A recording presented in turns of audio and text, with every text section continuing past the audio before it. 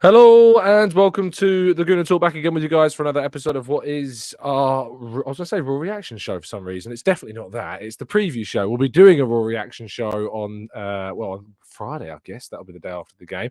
But this is, of course, looking ahead to the next Arsenal fixture, which in this case is Arsenal's game against West Ham United at the Emirates Stadium. A chance for Arsenal to get revenge for their League Cup elimination at the London Stadium earlier on this season. And as always with our preview shows, I'm joined by some fantastic members from our Discord server. Just a brief moment of pause to say the internet has been a little bit chaotic, so I'm hoping it's going to be fine. We're working on a wide connection now, so hopefully it's going to be smooth sailing from here, but you never can guarantee these things. First of all, joining us from across the pond is Mike. Sorry, not Mike, it's James.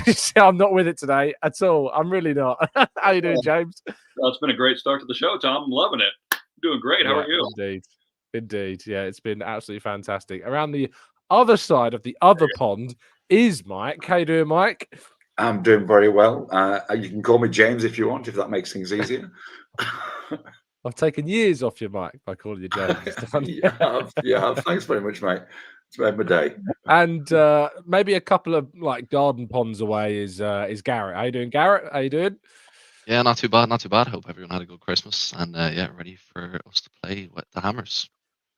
Indeed, absolutely. We are, of course, looking ahead, as I said, to that game against West Ham United. West Ham off the back of a rather impressive win against Manchester United, a Manchester United side that can indeed beat Unai Emery, it seems, despite all of our doubts about what they're capable of. So West Ham, no mugs, it seems. And of course, we already know, James, that they've beaten us once this season. Does that defeat put the fear into you, or are you relatively confident it'll be a very different game this time round? No, it's going to be a completely different game. If you look back at that game, and I was thinking about this earlier, look at just like the last, let's say, 25 minutes, we dominated play. And that was after we brought on all the subs. Saka and Martinelli both came on, and that we just controlled the ball. I think we had, I was looking at it, I know Odegaard had at least a few shots, and obviously he scored. But I think the ball was just basically in our final third the whole match after that. So relatively confident going in. Plus, Rice will be playing the entire game, and that's going to make all the difference.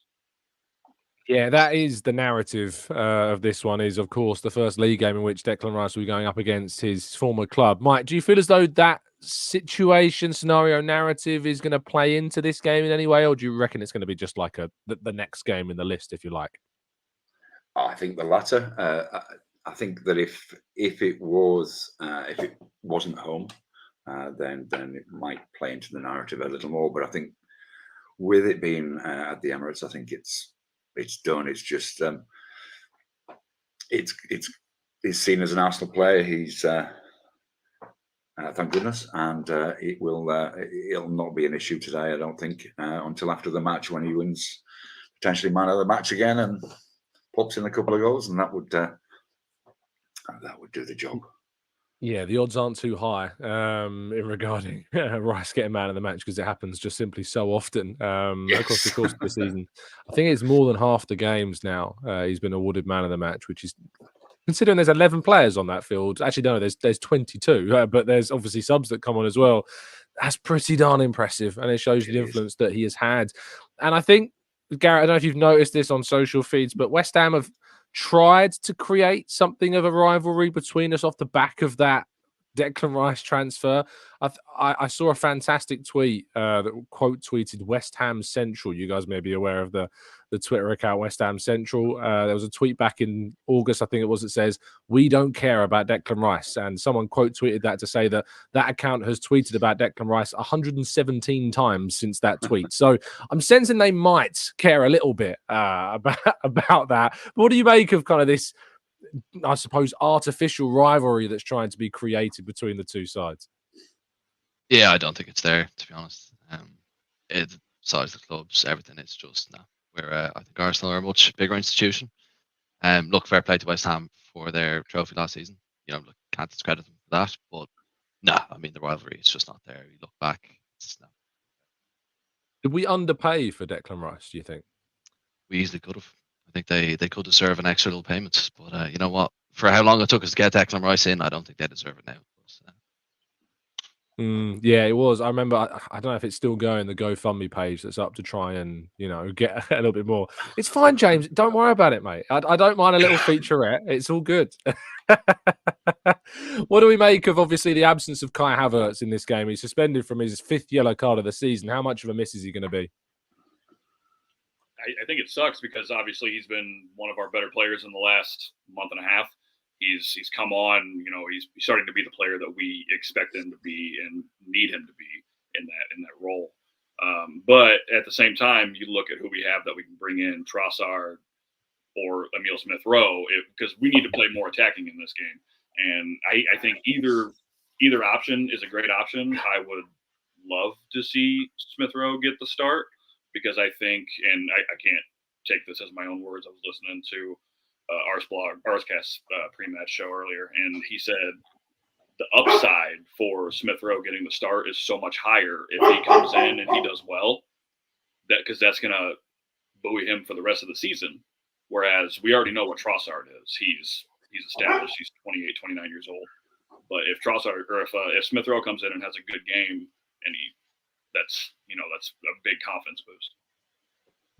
Yeah, it's a really good point, and I think that the idea of starting Smith-Rowe in this game, it's high risk, high reward. I think because that left-hand side without Rice and without Havertz is kind of the combination of Rice and Havertz has worked well for the defensive element and covered to an extent Zinchenko at times. It wasn't able to do it completely at Anfield, but for a lot of the time that Zinchenko has started, he's had the cover of Rice and Havertz ahead of him, and Martinelli, of course, chasing back. Without Havertz, that might change things quite significantly, and maybe that changes the reason as to why maybe Smith-Rowe either doesn't start over a Jorginho coming in or a Trossard coming in who's quite tenacious as well in what he provides to the team.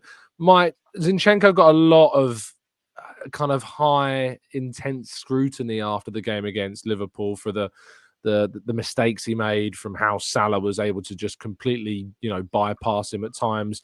Do you think that will come into Arteta's thinking going forwards for selections, or was it just a case of it's Mohamed Salah and whoever he's up against is going to have a tough time? I think Mohamed Salah's world class. I think the ball from Trent was on a pin. I think that maybe if that ball hadn't been so good, Gabriel would have got across. I think we know what Zinni brings in terms of positivity. We know that there's a potential area of weakness, and I think it's sort of really up to Arteta to compensate for that. But I think that it's a long time, I think, or quite a few games, I think, since Zinni's played 90 minutes, which he did, of course, against Liverpool. So I think that may become part of the thinking rather than his performance per se, which although there are obviously things he could have done better in that game, I don't think that'll be the determining factor about whether he plays or not. And I think he'll play a part tonight, whether he starts or doesn't start. And he remains invaluable in terms of what we want to do as a football team. Indeed. Yeah, I think that the likelihood is that he will start, but I know that there's a lot of fans and one of our panelists as well that maybe thinks that a slight change of selection is the right choice. One player that has also, after that Liverpool game, got increased scrutiny, Garrett, is Gabriel Martinelli, who is scoring this season isn't anywhere close to what we saw last season. He struggled in games like Anfield and Villa Park this season as well to have an impact on the game, but he's arguably scored the most important goal of Arsenal's season so far, which of course was that one against Manchester City before that international break. And so do you risk taking him out because he's going through a slight dip? Do you allow him to play himself into form, or does Trossard come in for you in that position? No, for me, I think Martinelli has to stay. I mean, I think it is partly down to kind of the change in system with Havertz there. Kind of Oxford Live, even off the Arsenal Vision talked about, it's kind of like Havertz has taken a lot less touches than Xhaka would have. The ball is getting there a lot less, and as a result, kind of Martinelli isn't getting the ball in the advanced positions like he was last season. So I think he's been a bit of a victim of the new system, but I don't think you can drop him. I think I just like the pace that Martinelli has over Trossard. I think definitely Trossard's kind of future at Arsenal definitely lies more centrally than on the wing. So no, for me, he's got to start. To be honest, like I would hate to see him dropped. Yeah, I agree. I think that Martinelli is the type of player that, of course, rides on the wave of confidence, and if he's playing, that is going to be the best opportunity to get him back into form rather than say giving him a rest. I know a number of players we've thought it's the right idea to take them out of the firing line somewhat. I think Alex Iwobi was one of those players that sometimes need to be taken away from the firing line when he was going for a bit of a dip and then bring him back in gradually. But yeah, Martinelli's someone that you know his class and quality is of a standard that if you play him, he will respond for you. And so that's really, really important to consider. Let's talk about our lineups because we've obviously gone through and selected the ones that we would like to see picked in tomorrow's game. Mike, we start with you. Talk us through your starting 11, your reasons behind them, and your star player, please. Okay, so Rare in goal. Back four, made a little tweak. Having extolled the virtues of Zinchenko, I've dropped him. But that's really for preservation of him as a player. I think I think Kivior may start. I think we'll see Zini later in the game if we either need to push harder up in the midfield, or we might see him if we need to pop a goal in or two. We need some more firepower. I think it'll help whoever's playing up front at that stage. So yeah, Kivior to start. I've gone with Trossard rather than Smith Rowe. I did debate the Smith Rowe potential inclusion, but don't feel he's had the minutes yet to start a game. So I suspect what might happen is Martinelli will play the first 60, Trossard will flip to where Martinelli plays, and then Smith Rowe will come in and do the last 30, just to give him that extra few minutes. I don't think he's played a full half hour yet.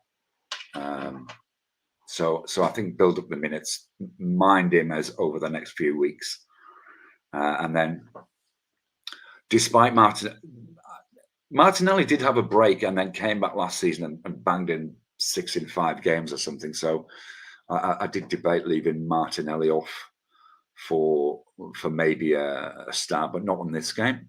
It's possibly a good game for him to take advantage. The other issue about Kivior is I worry about Mohamed Kudus. I think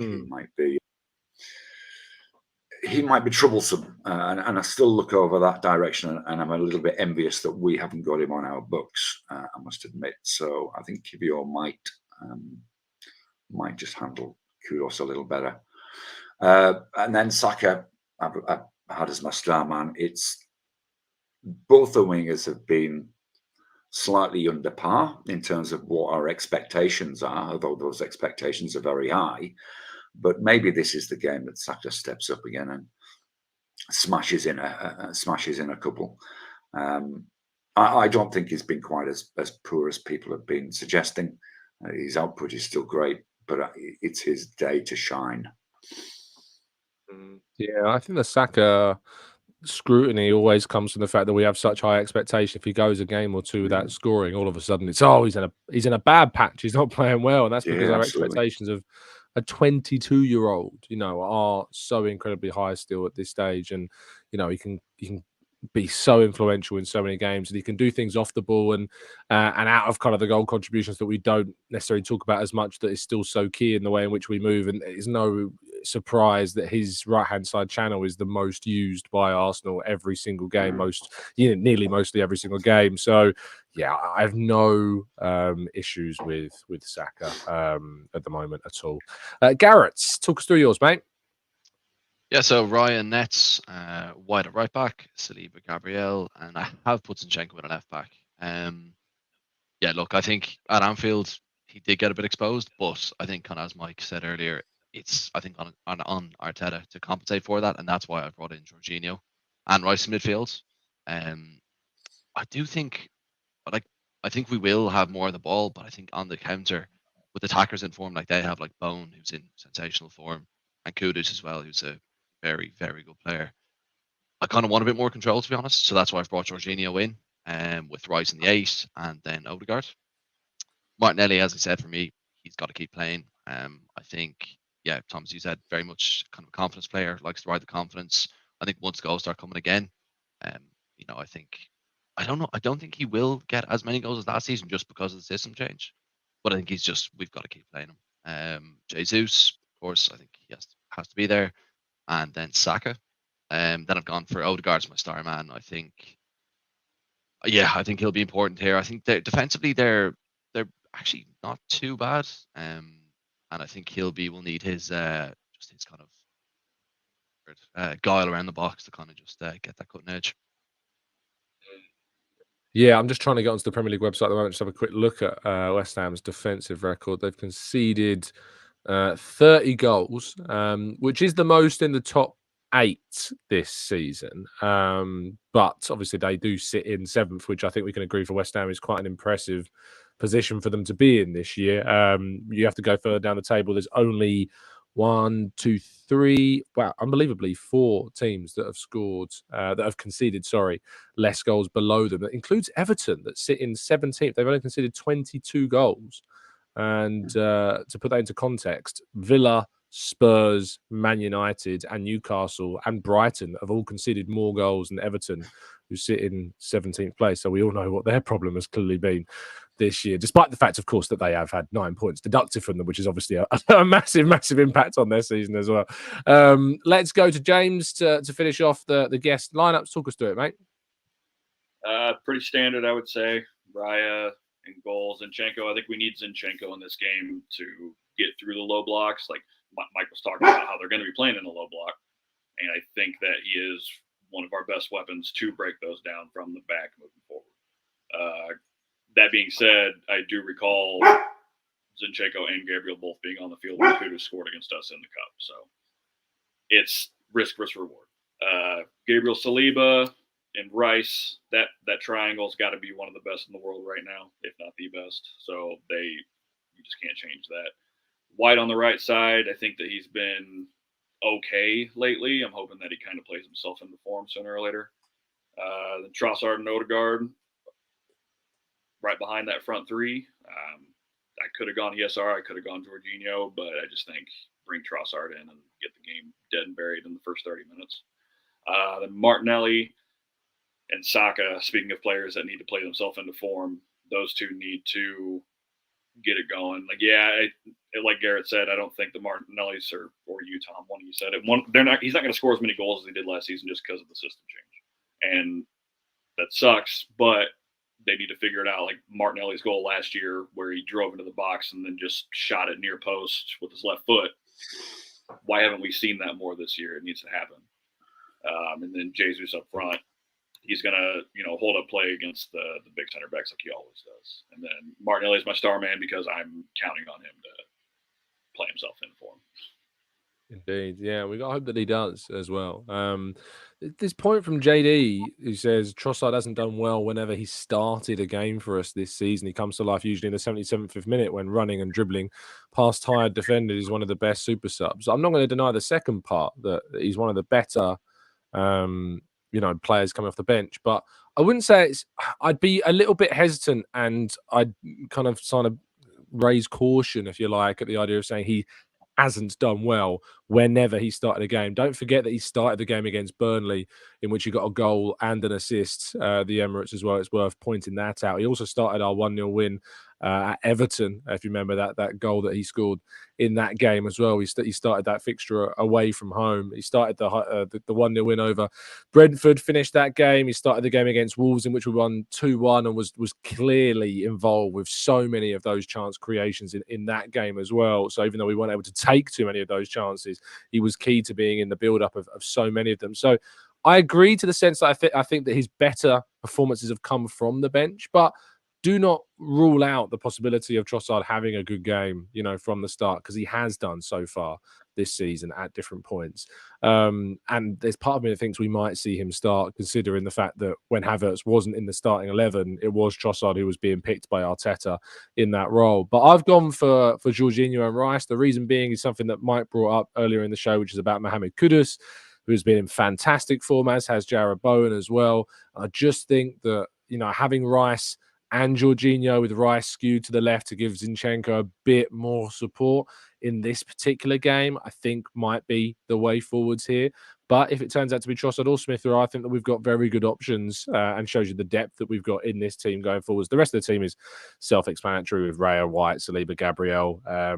Odegaard, Saka, Jesus, Martinelli, of course, as well. So it is going to be intriguing, though, what 11 he goes for, especially considering we got that away trip to Fulham just a few days after. I think it's more likely he rotates in that game than this game. But we're considering they've been pretty poor, have Fulham in the last few weeks. So, yeah, I think it's more likely we see a stronger 11 this run out rather than the game at Craven Cottage in a few days' time. Let's go to predictions then. James, we'll start with you. Talk us through your scoreline and scores, please. Right on cue. I'm going to go 3-0 Martinelli hat trick. Indeed, I love that. I'd be great to see him play back into form after that and really shut the critics up as always.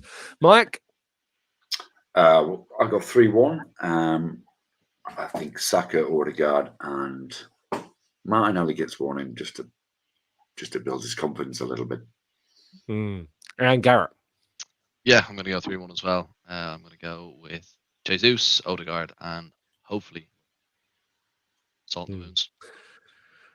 I'm going to go with, I was really tempted to go with 3-0 or 3-1 as well. I'm going to go 4-1 in that case, be a little bit different. Ben White Screamer, obviously, who I have to say, I did the interview with him and you heard it. His reputation precedes him, is all I'm going to say regarding that. He is ray of sunshine is Benjamin White to engage with.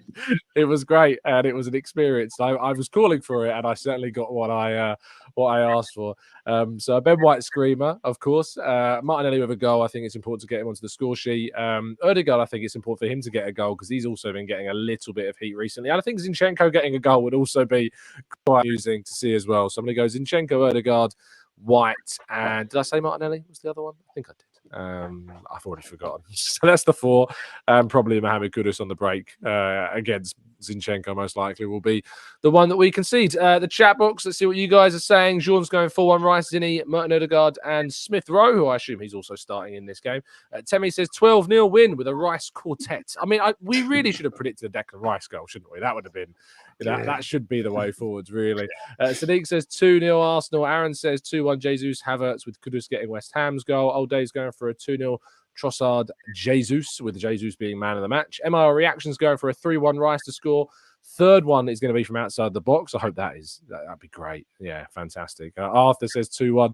I assume that's to the Arsenal as well. Benji says 3-1 Arsenal, Jesus, Rice, and Smith Rowe. Nav says 4-2 Arsenal, Saka, Martinelli, Jesus, and Rice. John says 5-0. Odegaard with 2, Saka, Jesus, and Martinelli with 1 each. Tom's going for a 3-1 classic. Arsenal West Ham scoreline. I feel like we have played West Ham and beaten them 3-1 in a lot of games from recent memory, at least. Jonas says time to shine. 6-0 Gunners, Saka 2, Martinelli 2, Jesus and Nketiah on the scoreline as well. This is great, James. I'm loving this. Willie Way says 2-1 Arsenal or a 2-2. JD says Saliba to score 1-0. Johan says 3-1. Mafia Boss says 3-1. Lovely stuff. Just before we go, I did get a notification while we were live saying that a couple of people have bought tickets to the event. Check the website. We have 10 tickets left for our live event. So if you would like to come along, the link is down in the description. 10 tickets remain. So I usually tell people on the morning show, for those that are sitting in a different time zone, perhaps you're over the week of February 22nd. That's the day after our away trip to Porto. So if you're in London on the Thursday, James is very jealous, then perhaps you'll be able to be over for the event people. So as I said, link down in the description. Thank you to my fantastic panel. Please show them plenty of love in the live chat and the comment section. James, thank you for your time. Tell people where they can find you. And of course, the little one. I say little one, not so little one. She's the big one. She's my hefty girl. Does she have her own X account or an Instagram? I'm not one of those dog people.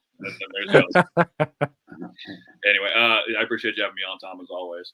I'll be in the Discord. Lovely stuff. Mike, always a pleasure, my friend. Thank you for staying up late for us. Oh, you're so welcome, Tom. Yep, I was meandering around the house and I thought, what better thing to do? So, did you enjoy Christmas Beach Day? Was it good? Yes, it was. It was very good. Yeah, very warm, but very good. And, lovely stuff. You can find Mike as well in our Discord server too. Garrett, thank you as well for your time. Much appreciated. Tell people they can find you.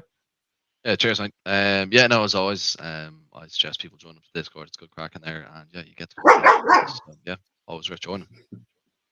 Lovely stuff. I think that it's going to have to be a thing about preview shows that everyone has to try and get their pet onto the camera at some point. So next preview show, that's the challenge. For the record, I don't have one, so that's going to be a challenge for me. So we'll see how that one goes. But thank you to the chat box, and for those catching up as well, do drop a like on the video and subscribe to the channel if you are indeed new around here with those notifications turned on, so you never miss a show. I'll be back tomorrow morning at 8 a.m. very quickly. Pete's dropped in a super chat. Pete Kenny, he says, Tom Martinelli seems to be struggling lately finding in the net. I wonder if we can put him in the middle and Trossard to the right. What do you think about that? Martinelli through the middle. I know it's something that he's been used for in training at times. Maybe we'll see it used in the future. I don't think it will be. However, I think his position is very much assured for the foreseeable future on that left. But maybe if there's an injury, maybe we have to use him there. Let's wait and see. Thank you for listening, guys. I'll see you again tomorrow morning, 8 a.m. bright and early. Stay safe, stay well, and as always, up the Arsenal.